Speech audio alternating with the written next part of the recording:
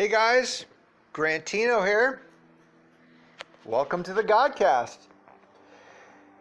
Hey, have you ever accepted something into your life only to find that when you did, you lost something else? I was talking with my son a few months ago and he was like, hey, why don't you get on Instagram? Because then you could follow my story and see what I'm up to every day. And I'm like, you know what, Jeremy? I would way rather just wait and see you face to face and hear your stories then. And he's like, I knew you were going to say that. And I was like, you know what?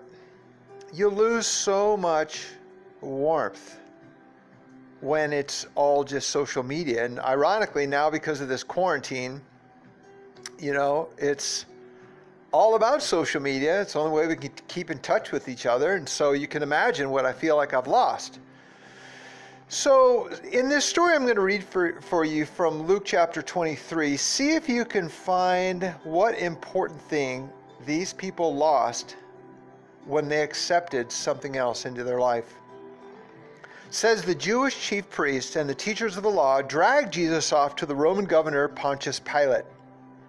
They began to accuse him, saying, "We found this man subverting our nation. He opposes paying taxes to Caesar, and he claims to be the Messiah, a king." Hey, when did the Jews start championing Romans' cause? I mean, they're thinking, you know what? We probably need to kiss up to them in order to kill Jesus, since we can't do it ourselves. We'll have them do our dirty work for us. And they're thinking, the charge of blasphemy against God that Jesus committed according to our Jewish law is not going to work because the Romans don't care about our religion. But yes, we know what will do the trick. Make Jesus appear a threat to their money, to their power, to the Pax Romana, which meant Roman peace, which meant to the Romans peace by military force. And everyone's thinking, Jews, Romans, are all thinking, hey, Jesus, why don't you just be a nice boy who plays by the rules? Like it says in 1 Peter 2:13, if you do play by the rules, Jesus will give you a nice pat on the back. And if you don't, well, hey, you know what? There's probably some people in your life that hope Jesus just makes you a nice, complacent kid who just plays by the rules. Does that sound a little like what society or government or the media or maybe people you know at school or maybe some of your friends or maybe even religion wants from you? Just be a drone. Do what you're told. Believe this. Watch this. Think this. Smoke this. Drink this. Wear this. Do this. Does that seem a little like slavery to you? See, there's one way to keep the peace with everyone. One way.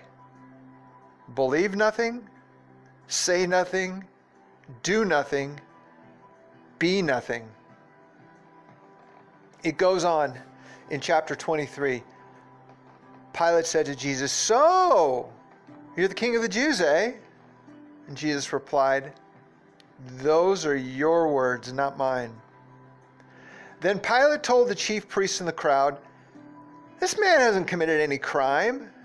But they insisted, "He stirs up the people all over the place with his teaching." See, here's the thing. The Jews got the details of what Jesus actually did wrong, but what he was after, right. See, Jesus was a revolutionary, but not a political one. He was a spiritual revolutionary, an ideological revolutionary. He wanted to change people's minds and hearts. He wanted to revolutionize their minds and hearts, knowing that if he could, he would revolutionize their whole life. See, the Jews said that Jesus stirs people up as some kind of a burn. But to Jesus, that was a badge of honor. Because Jesus was a subversive revolutionary that opposed any rule but his own. And here's why. Because any other rule will make you its slave.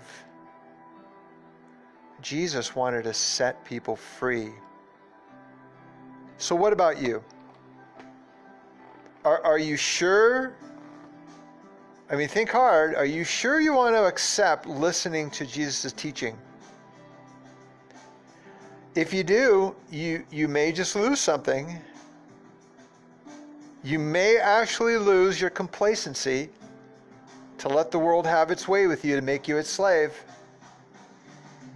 and then actually be stirred up to join up with Jesus and be some kind of God knows what, subversive revolutionary.